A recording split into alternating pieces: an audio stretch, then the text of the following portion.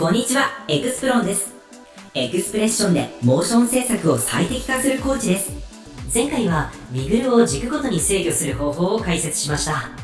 今回はスライダー制御を使ってミグルの継続時間やタイミング、頻度と振幅を自由にコントロールする方法を解説します。エクスプレッションで編集の可能性を拡張しましょう。Let's optimize your After Effects workflow.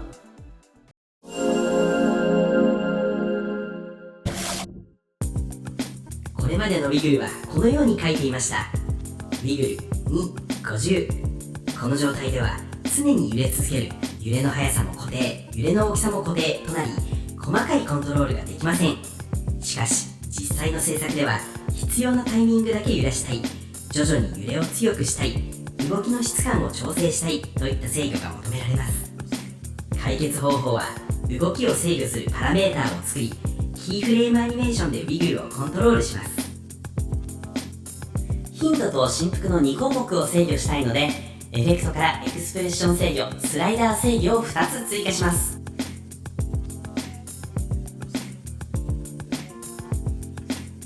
フレーク、アンプと名前を変更します。この2つのスライダーを使ってウィグルの挙動そのものをコントロールしていきます。実装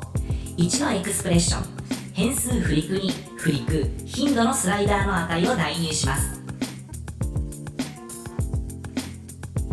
変数アンプにアンプ、振幅のスライダーの値を代入します。ウィグルメソッドを書きます。変数フリクの値、すなわち頻度のスライダーの値と変数アンプの値、すなわち振幅のスライダーの値を使用します。エフェクトのスライダー制御に頻度と振幅の値を入れましょう。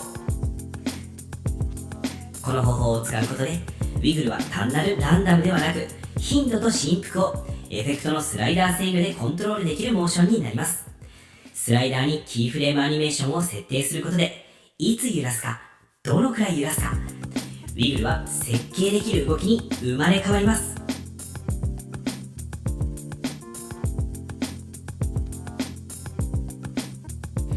例えば、1秒の時点でフリクとアンプをどちらも0。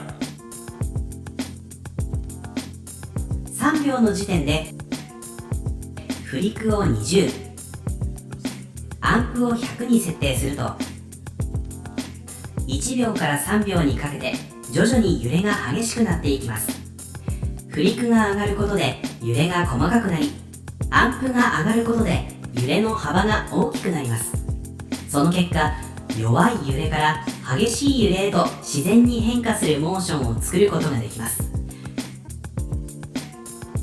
さらに5秒の時点でフリクとアンプをどちらも0に戻すことで、3秒から5秒にかけて揺れが徐々に収まっていきます。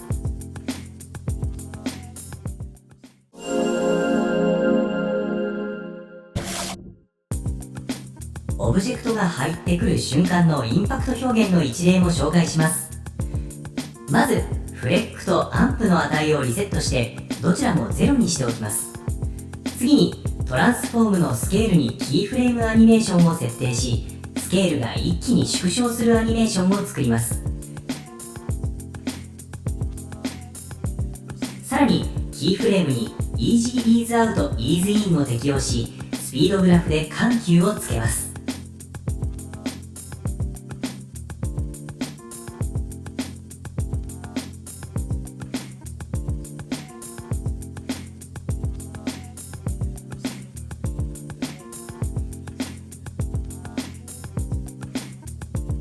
ここからがポイントです。スケールの縮小が終了する直前でフリクとアンプをどちらも0に設定します。そしてスケールが決まる瞬間、フリクを24、アンプを12、つまり頻度と振幅に値を設定します。さらに10フレームくらい進めたあたりまで頻度と振幅を継続します。最後に1フレーム進めてフリクとアンプをどちらも0に戻します。この設定によりスケールが決まった瞬間にだけ短く強い揺れが発生し、オブジェクトがインした際のインパクトを強調することができます。ウィグルのタイミングを設計することで意図のある演出に変わります。